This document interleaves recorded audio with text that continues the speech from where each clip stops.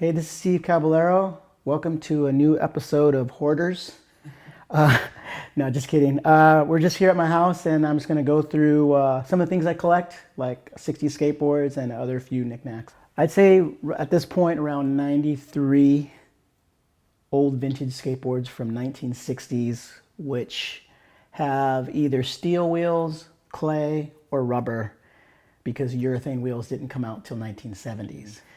What was cool was a lot of fans heard that I was collecting, so a lot of them reached out with decks that were pretty rare and pretty hard to find. So it's kind of cool that the fans got involved as well to help me start this collection. So I owe a lot to them as well. So this right here is a board called the Tuck and Roller, and it's made by Ray Brown Automotive, and it's probably the only skateboard I've probably spent the most money on, because I had to buy two skateboards to make one. I found this deck by itself for about $100, and then I found a thrashed tuck and roller with these nice trucks and wheels, and I got that for another $300. So $400 invested in this one, and this is probably worth about $1,500 on the collector's market. When the skateboard craze hit in the 60s, there's a lot of companies that started making it, manufacturing it. You know, you have Montgomery Ward's. The roller derby up there is basically one of the first mass-produced skateboards. Nash, which was pretty popular as a cheap skateboard in the 80s, was pretty popular in the 60s. I mean, Nash in the 60s had some of the raddest graphics on it, which they even made a Nash Duke Kahanamoko board, which this one's a super rare board from Hawaii because of the fame of pro surfer Duke, you know. Yeah, one of the first highlighted surfers, you know, back in the 50s, you know, and then they made a board after him. I have a total of 93 so far. I think I'm probably going to stop at 100. But there's plenty of others out there, but I have some of the major players. You know, this Challenger right here by Cooley is one of the major players. It's in pretty good condition. This is actually the first skateboard that I bought off eBay when I started collecting these 60s boards, which is pretty cool. It's got Chicago roller skate trucks on it, Chicago wheels. Got really cool wood risers, and then you got the guy's name. Looks like David Ritter. So a lot of guys have their names written on the bottom of them because they didn't want people to steal them. That's my board. No, it's not. It looks my name's on it. But yeah, you know, the Monster board up there is a pretty rare find. That's pretty sought after. A lot of hot rodders dig that graphic. I don't know what the connection is with Frankenstein and hot rodding.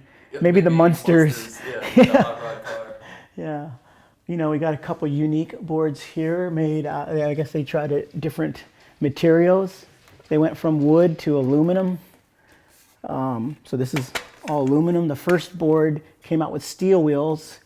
Later on, you know, in the late 60s, clay wheels was the next step up.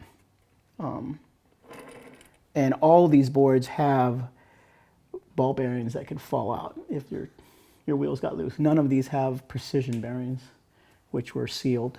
So this is before the precision sealed bearing era. You know, if you notice, none of them have grip tape because grip tape wasn't invented back then. Mm-hmm. You know, so if you look at all the graphics, they're all on top of the board. Here's a really cool, unique one from Australia called the Surfer Sam. Not Surfer Sam, Surfer Mate. Got pretty cool, unique trucks. I mean, look at the pivot bushing. And I think these wheels are made out of really hard rubber. Like I said, when it comes to collecting things, you gotta kind of give yourself a limit, because, you know, I've dealt with collections over the years, and I find myself not knowing when to quit, you know. And the way that I'd learned to quit was I'd have like a certain display case, And then when nothing fit in the display case anymore and I started throwing stuff on top of the display case, I was like, you know what, this is not even going to be seen. So it's time to call it quits. A couple of my references I use is this really cool Surf to Skate book that came out. And it basically has different boards and illustrations of what's out there. So it kind of gives me a good idea of what I want to collect.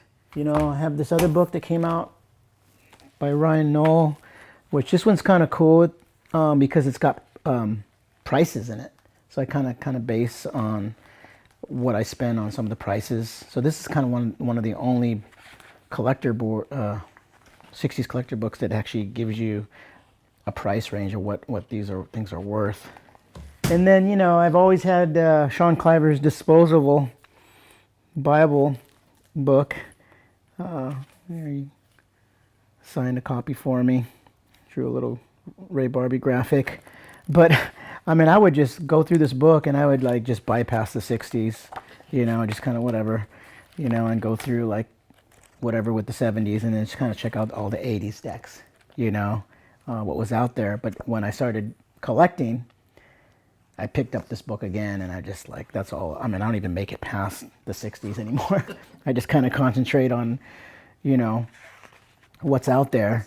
So this is kind of the one only board that I have of my models in a shadow box, which was given to me in 2005 by Powell Peralta, signed by George Powell and Stacy Peralta. And this was the graphic that I said no to when they very first decided they want to give me a graphic. I was writing the Ray Bones Rodriguez, you know, drawn by Court, and then they wanted to give me some, you know, black and white or silhouette, one dimension, you know. And I think they were kind of trying to follow the brigade, the army kind of brigade look and style. And I just felt like, you know, I for my first graphic, I want something that kind of is comparable to the Ray Bones Rodriguez Skull and Sword. So we ended up doing the dragon. I was 15 years old when I got my first pro model. So 25 years later, from 1980, 2005, Powell decided to release this graphic, and they made 500 of them. And this is number one of 500. They showed me the graphic, and I turned it down, but they actually made 6 of these, which this is actually a reproduction of one of those 6 boards. And this right here was made for my friend from Australia, Mark Weatherstone. He had one on his IG, and I looked at him like, where did you get that board? There was only 6 made. How'd you get it? And he said, I made it myself. And I said, can you make me one of those boards? And it looks exactly like the original. So when I ended up getting this board, he even put a top graphic on it. I decided to recreate this board off a photo that I had gotten taken at Upland doing a frontside corner air. So I found, was searched for the original magnesium 6-tracks, the Copers. I ended up getting these from Tony Johnson from Sweden this summer. He gifted them to me. So I think in trade, I'm gonna draw his first board graphic for him. I did a trade with Bruce Martin from Skatopia. I found one wheel in his collection. He's got the gnarliest collection. If you've ever gone to Skatopia and you want to see the most amazing skateboard hoarder collection, he's got it. I mean, he's got it from the 60s, 70s, 80s, 90s. He's got 4 different rooms. It's pretty amazing. He gifted these to me, and we did a little trade as well. I found these Copers on eBay. And I had some of these stickers, and then some of the people that knew that I was looking for some of these tracker stickers sent them to me. But this is the exact replica of a photo I had in 1980. I'm doing a corner air, and I even moved the rail in, just like the photo, where I'd put some stickers there. And then once I posted the board, someone mentioned, hey, you know, they didn't make 5 holes back in the early 80s. I'm like, darn, I totally missed that. So my friend who made me the board made me these rails with 4 holes. So I'm going to replace this so it can be politically correct. They said, hey, you know, this is going to be a pro model. I set up a couple of them, wrote them. Never thought I was keeping it. You know, I wish I would have kept them. I've seen a couple photos of Tony Hawk on one, so obviously Stacy gave him one, which was cool. When I saw him, I was like, whoa, Tony's riding that board too. So when Tony first got on the team, I think it was like 81 maybe, he ended up getting one of the boards, or 1980, I think yeah. So this thing's heavy. I can't believe the tricks we did on these boards. And these are magnesium 6-tracks, so could you imagine just regular 6-tracks? And then look at these wheels. My friend found this bike in Las Vegas, and he sent me a photo and texted me, said, hey, found this at an antique store. You want me to pick it up for you? I'm like, of course I do. I go, is it an original one? He's all, yeah, it's from the 70s, 1974, produced by Sears and Roebuck. And it's pretty much all there, you know. And actually it was near Father's Day, so I actually got a deal on it as well. It still works, and I found this in Canada. And I always wanted a pinball machine, and I was collecting Evel Knievel at the time. So I said, killed two birds with one stone, and got my first pinball machine, and it's an Evel Knievel one, and it still works. It did work. Maybe it's not plugged in. Oh, it's unplugged, I think. There we go. Got a quarter? No, I have the key somewhere, but... Oh, wait. Oh. There you go.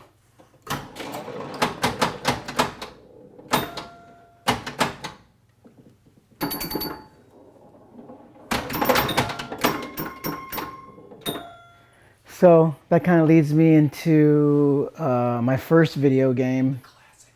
And this is basically the first skateboard game that was released in the mid-80s, around 1986, called 720, which this thing still works too, actually.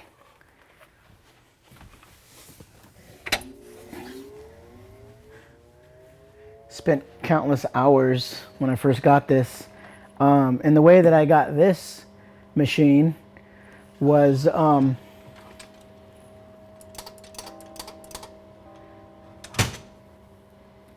the company, when they were first designing it, they built in Northern California, in Milpitas, they built an indoor ramp that they wanted to watch us skate so they get the artist who was designing the game to kind of see what skateboarding looked like. So I got to skate this ramp in the wintertime when it was raining. And so it was kind of cool, another place that opened up for skating where there was no vert ramps.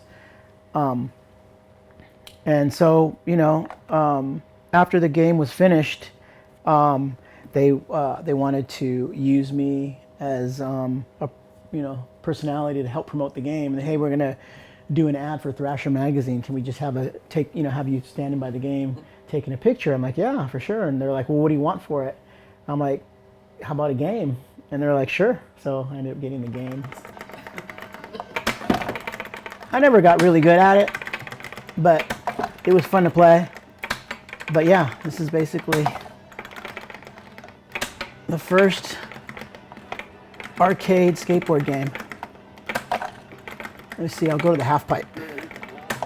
You get invert, board slide, oh, another invert. Oops. See, board slide.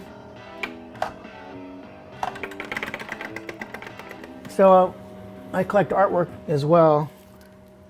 This one's still wrapped up from the move here, but it's original Lance Mountain painting. I have a couple other paintings up I haven't put up yet. And then here's an original piece of mine on wood, of Spider-Man. At the 6th Annual Transworld Awards, I need to hang this thing up. I was presented with, I was on the very first cover of Transworld, Volume 1, Issue 1. This photo was taken by Frank Hawk, Tony Hawk's father. And at the 6th Annual Transworld Skateboarding Awards, I got the Legend Award. and they blew it up and framed it. Steve Van Doren presented this to me in 2009, which was my 20th anniversary from my very first signature shoe. First signature shoe came out in 1989. In 2009 was my 20th anniversary for my first high top. So this was before the half cab.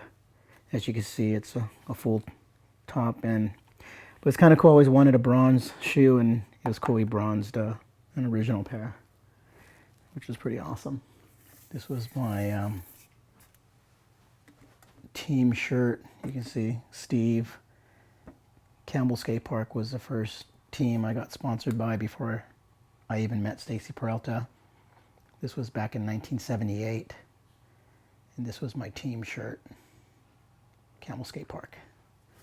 And then here's a drawing I came up with called the Ghoul Guy, and I'm planning on inking this and then trying to put out like an old kind of type 60s kind of deck. Like the monster, yeah. Yeah, like the monster, and then silk screen the graphic on top, and then do kind of like a limited edition.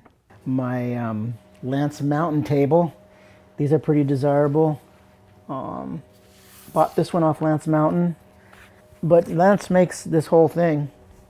You know, I guess he starts off with a wood base, and then gets like styrofoam and plaster, shapes the pool out, and then plasters it, and then he starts painting it, you know.